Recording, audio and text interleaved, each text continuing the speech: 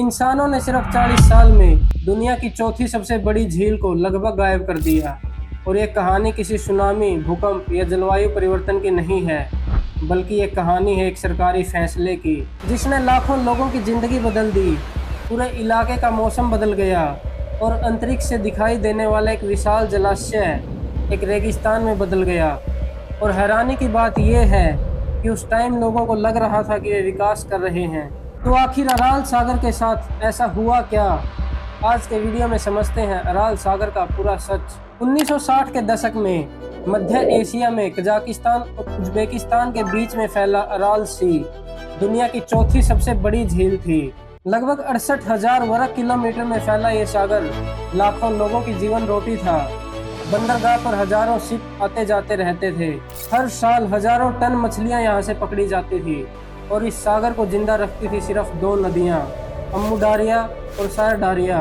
कई 100 सालों तक तो सब कुछ सामान्य चलता रहा, लेकिन फिर एक ऐसा फैसला लिया गया जिसने पूरी कहानी बदल दी। 1950 के दशक में सोवियत यूनियन ने दुनिया का सबसे बड़ा कॉटन प्रोड्यूसर बनने का सपना देखा।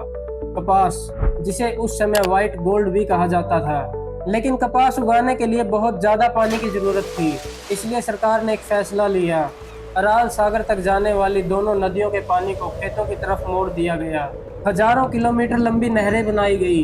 ये योजना कागजों पर तो सुंदर लग रही थी, लेकिन एक बहुत बड़ी समस्या थी। कई नहरें कच्ची थी, इसलिए खेतों तक पानी पहुंच ही नहीं पाता था। कुछ पानी तो जमीन में रिस जाता था और कुछ भाप बनकर उड़ जाता था, जिससे खेतों में पानी की कमी को पूरा करने के लिए और ज्यादा पानी नहरों में भेजा जाने लगा।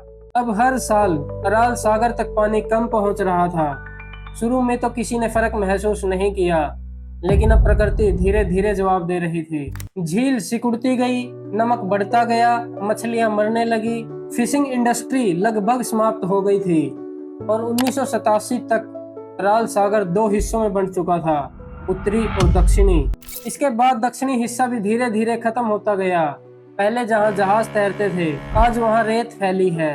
अगर आप मोयनाक शहर जाएंगे तो आपको रेत के बीच में खड़े समुद्री जहाज दिखाई देंगे। ऐसा दृश्य जो किसी साइंस फिक्शनल मूवी जैसा लगता है, लेकिन यह सच है। लेकिन दोस्तों, समस्या सिर्फ पानी खत्म होने की नहीं थी। सालों तक कॉटन फार्मिंग में यूज हुए रसायन झील की तलहटी में बैठ गए थे और जब पानी सूख गया तो वही जहरीली मिट्टी हवा में उड़ने लगी।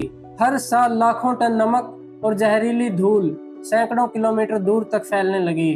लोग बीमार पड़ने लगे, खेत बंजर हो गए, पीने का पानी खराब हो गया और देखते ही देखते पूरे इलाके का मौसम बदल गया। यानी एक आर्थिक योजना धीरे धीरे पर्यावरण आपदा में बदल चुकी थी।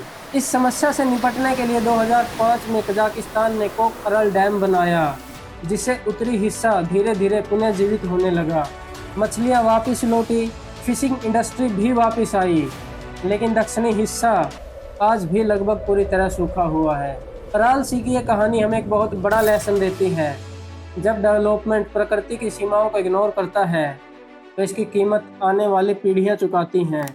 जय हिंद।